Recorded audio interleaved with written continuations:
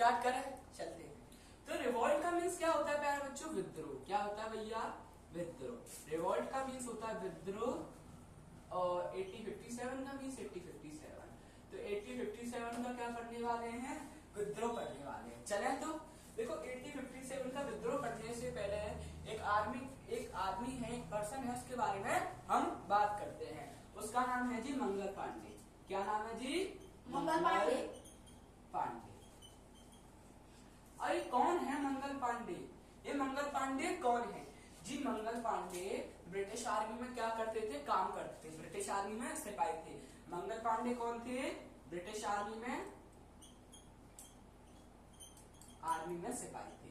कौन सी नेटिव में थे? पूछ लिया जाता है एग्जाम में। 34 नेटिव में काम करते थे। 34th नेटिव में। भैया मंगल पांडे ब्रिटिश आर्मी में सिपाही थे, 34 नेटिव में काम किया करते थे। ये थे मंगल पांडे। अब मंगल पांडे मेन कारण है कि मंगल पांडे की वजह से रिवॉल्ट 1857 हुआ। वो जानिए देखो कैसे। अब चलते हैं थोड़ा आगे। मंगल पांडे ब्रिटिश आर्मी में काम करते थे 34 नेटिव में। अब आगे चलते हैं। जब मंगल पांडे काम करते थे तो ब्रिटिश सेना में गन कौन सी यूज होती थी? मस्कट। कौन सी गन यूज होती थी? मस्कट। एक गन थी एनफील्ड राइफल। अगर एनफील्ड राइफल या मस्कट दोनों ऑप्शन में हो तो हम मस्कट टिक करेंगे क्योंकि मस्कट यूज करते हैं। ठीक है। उस टाइम पर क्या था भैया, थोड़ा इसको रफ कर देता हूं। मंगल पांडे ब्रिटिश आर्मी में काम करते थे और 34 नेटिव में ये थी। और तब ये कौन सी गन थी? मस्कट गन थी। अब है ना, अब थोड़ा आगे चलते, आगे चले। ठीक है। जब है ना रिवॉल्ट 1857 के टाइम पर जो हिंदू और कौन थे भैया? हिंदू और मुस्लिम। हिंदू और मुस्लिम किसमें रहते थे भैया? यूनिटी में रहते थे। किसमें रहते थे? एकता में रहते थे, यूनिटी में रहते थे। ठीक है। और जो ब्रिटिशियर्स थे इनको देखकर चलते थे, उनकी चिढ़ती थी इनको देखकर। तो हिंदू मुस्लिम कैसे रहते थे भैया? यूनिटी में रहते थे, यूनिटी में रहते थे। और ब्रिटिश की इंग्लिश वालों की देखकर चलती थी। तो इनकी यूनिटी क्या करने के लिए? ब्रेक करने के लिए। इनकी यूनिटी ब्रेक करने के लिए, तोड़ने के लिए एक नई गन आई। उस गन का नाम क्या था? एनफील्ड। स्पेलिंग गलत हो जाए तो देख लेना। उस गन का नाम था एनफील्ड राइफल। क्या नाम था? एनफील्ड। RIFFIEL। हिंदू मुस्लिम की यूनिटी ब्रेक करने के लिए एनफील्ड राइफल। अब एक प्लस है यहाँ पर, माइनस कर दो क्योंकि यूनिटी क्या करती थी? ब्रेक। हिंदू मुस्लिम की यूनिटी ब्रेक करने के लिए नई गन आई। उस गन का नाम क्या था? Enfield rifle. माना जाता था कि जो एनफील्ड राइफल थी भैया, जो एनफील्ड राइफल थी, जो हिंदू मुस्लिम की यूनिटी ब्रेक करने के लिए आई थी, उसमें जो एनफील्ड राइफल का कारतूस होता है, बुलेट होता है, जो एनफील्ड राइफल का क्या होता है? ऐसा कुछ कारतूस होता है। तो वो कारतूस है ना भैया, दो चीजों से बना होता है। माना जाता था पर सच भी है, माना जाता है और सच भी है। जो एनफील्ड राइफल का भैया कारतूस था, जो एनफील्ड राइफल का क्या था भैया? कारतूस। किसका? एनफील्ड राइफल का जो कारतूस था वो भैया दो चीजों से बना हुआ था। एक तो भैया गाय का मांस, गाय का मांस और एक सुअर की चर्बी। जो एनफील्ड राइफल का जो कारतूस था, बुलेट थी, वो गाय का मांस और सुअर की चर्बी से बना हुआ था। अब गाय किसके लिए भैया? हिंदू के लिए। पिग किसके लिए? मुस्लिम के लिए। तो हिंदू मुस्लिम की यूनिटी क्या करने के लिए? ब्रेक करने के लिए एनफील्ड राइफल आई, जिसकी जो बुलेट थी, कारतूस था, उसमें गाय का मांस और सुअर की चर्बी भरी थी। गाय हमारी हिंदू के लिए और भैया सुअर किसके लिए? मुस्लिम के लिए। ठीक है। यहाँ तक। अब इस गन को भैया चलाने के लिए कहा गया हमारे ग्रेट किंग मंगल पांडे से। किससे चलाने के लिए कहा गया? मंगल पांडे। किससे चलाने के लिए कहा गया प्यारे बच्चों? मंगल पांडे। एनफील्ड नामक गन मंगल पांडे से चलाने के लिए कहा गया, जिसके कारतूस में गाय का मांस और सुअर की चर्बी रखी रहती थी। अब ये एनफील्ड राइफल गन की खासियत थी। अब पहले हमने ये गन है, मान लो मेरे पास एनफील्ड राइफल है और मैंने ये एनफील्ड राइफल भैया चला दी, तो हम क्या करते हैं? मेरे पास एनफील्ड राइफल है और ये गन मैंने भैया चला दी, तो क्या होता है? अब इसको चलाने का लोड करना पड़ता है। क्या करना पड़ता है भैया? लोड करना पड़ता है। तो इसको जो लोड करते हैं ना, तो उसको मुंह से लोड किया जाता है, ऐसे करके मुंह से खोला जाता है। मान लो मेरे पास एनफील्ड राइफल है और मैंने ये किसी पर चला दी, तो मैं अब इसको ऐसे करके लोड करूंगा, तो ऐसे करके मुंह से खोलूंगा। अगर मुंह से खोलूंगा तो भैया इसमें गाय का मांस भी है, सुअर की चर्बी भी है, दिक्कत नहीं हो जाएगी। गाय हिंदू के लिए और फिर मुस्लिम के लिए, ठीक है। तो एनफील्ड नामक गन किससे चलाने के लिए कहते हैं?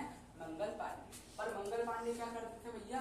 मना करते थे, भैया हम नहीं चलाएंगे, अभी मना कर देते हैं, ठीक है। क्यों मना करते हैं? क्योंकि इसके जो कार्टिलेज था, कारतूस था, ब्लड थी, उसमें भैया गाय का मांस और सुगर की चली हुई हड्डी रहती थी, ठीक है। अब ब्रिटिश आर्मी का एक बंदा होता है डफ, और डफ नाम का व्यक्ति इनसे बहुत जिद करता है, चला चला चला चला, पर ये नहीं चलाते नहीं चलाते नहीं चलाते। इतना भैया प्रेशर में डाल देता है कि जो मंगल पांडे उसको क्या कर देते हैं? शूट कर देते हैं। क्या कर देते हैं? उसको डफ नाम के व्यक्ति को शूट कर देते हैं भैया, शूट कर देते हैं, उसके पैर में गोली चला देते हैं। तो 10 दिन के अंदर, कितने दिन के अंदर प्यारे? 10 दिन के अंदर, कोई फैसला भी नहीं, कोई बात भी नहीं, तो 10 दिन के अंदर 29 मार्च 1857 को 29 मार्च 1857 को मंगल पांडे को क्या कर दिया जाता है भैया? हैंग कर दिया जाता है जी, हैंग कर दिया जाता है। मंगल पांडे ने शूट कर दिया डफ नाम के व्यक्ति को, तो कोई फैसला नहीं, कोई बात नहीं, 10 दिन के अंदर 29 मार्च 1857 को इनको फांसी दे दी जाती है, फांसी दे दी जाती है। अब बात करते हैं आगे, चले भैया। ये डेट इंपॉर्टेंट है, गोल्डन डेट, क्योंकि ये RMS 2017 में पूछा गया था ये क्वेश्चन कि मंगल पांडे को कब हैंग किया गया था? 29 मार्च 1857 को मंगल पांडे को क्या लगा दी गई थी प्यारे बच्चों? फांसी लगा दी गई थी। तो आगे चले, ठीक है। अब आगे चलते, इसको मिटा दो भैया मैं, ठीक है। अब आगे चलते हैं भैया। 29 मार्च 1857 को मंगल पांडे को क्या लगा दी थी? फांसी। ये भैया इतना इंपॉर्टेंट है, ये डेट इतना इंपॉर्टेंट डेट है कि RMS 2017 में पूछा गया था कि when Mangal Pandey hang. End वाला क्वेश्चन था, 30वां क्वेश्चन था, हमसे पूछ लो क्योंकि हमने PYQ देखा है। 29 मार्च 1857 को मंगल पांडे को हैंग कर दिया गया, हैंग कर दिया गया। अब आगे चले प्यारे, आगे चलते।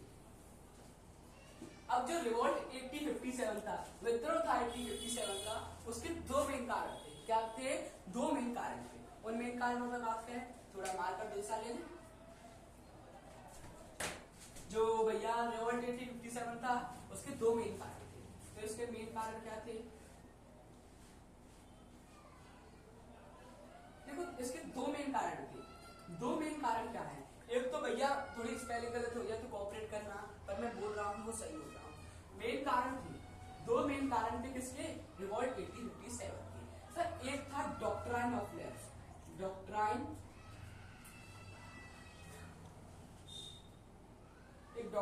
ऑफ लैप्स, एक पॉलिसीज थी डॉक्ट्राइन ऑफ लैप्स, और एक थी सबस्टेनी अलायंस।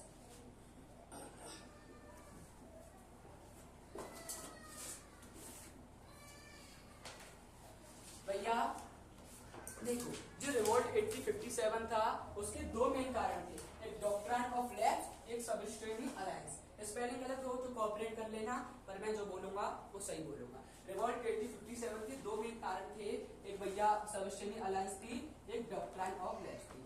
अब डॉक्ट्राइन ऑफ लैप्स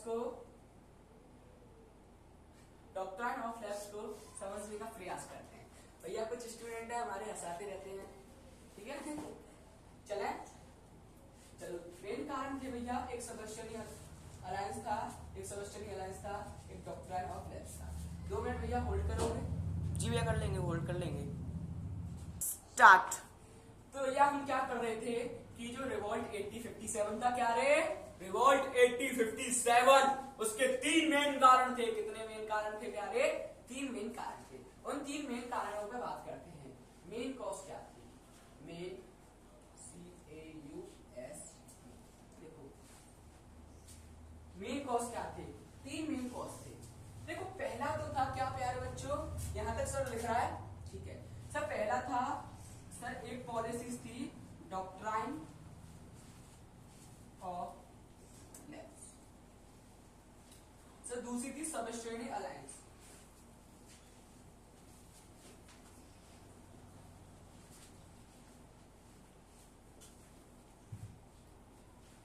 और तीसरी थी कार्टिलेज